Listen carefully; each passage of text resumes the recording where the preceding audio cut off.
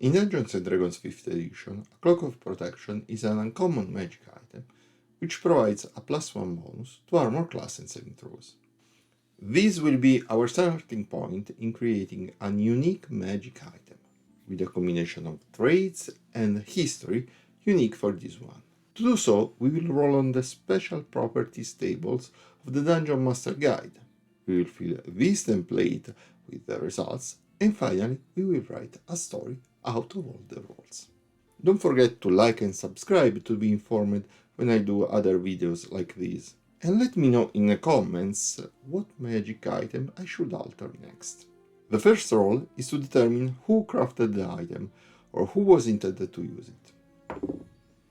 We rolled a 12, so it's the elemental fire. This item is warm to the touch, and any metal parts are crafted from black iron. Sigils of flames cover its surface, shades of red and orange are the prominent colors. Okay, now we can get an element from its history. And we rolled a 6, religious. This item was used in religious ceremonies dedicated to a particular deity. It has holy symbols worked into it.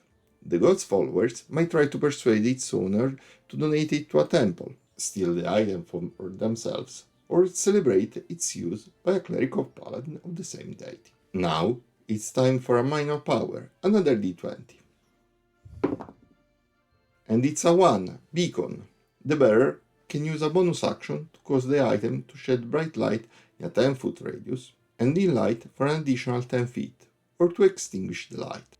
And last but not least, we roll for a quirk of the object. And we got a 4, frail. The item crumbles, frays, chips or cracks slightly when wielded, worn or activated. This quirk has no effect on its properties. If the item has seen much use, it looks decrepit. Now that we have all these parts, you can try to create a story. Looking at the elemental fire creatures, you can find the Ifriti, the Aezers and the Salamanders. Of these three, I would think that the Ifrit to be the ones who created it, as the Salamanders and the Aezers are more metalsmiths than tailors. Using the fantasy name generator, I will also get a name for an Ifrit. Let's say that this was woven by a queen of the Ifrit, and the fantasy name generator suggests a Niut for the name.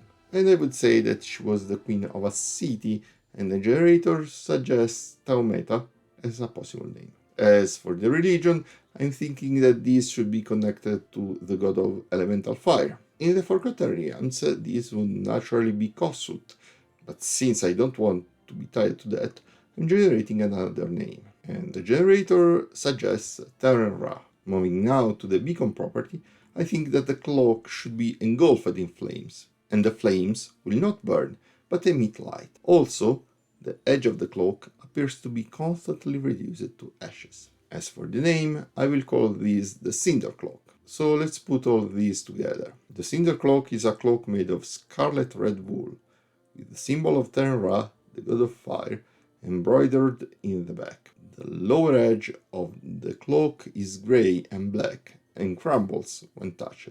In the inside, the cloak has the words Niut First, Queen of Taumeta. Niut First sewn this cloak as a gift for Reshef, High Priest of Teren-ra. Reshef wore it during the religious celebrations, and at the peak of a ceremony he would cause it to burn in fire. Each time he did it, a little more of the Cinder Cloak appeared to transform into ashes, but this never caused the cloak to actually be destroyed.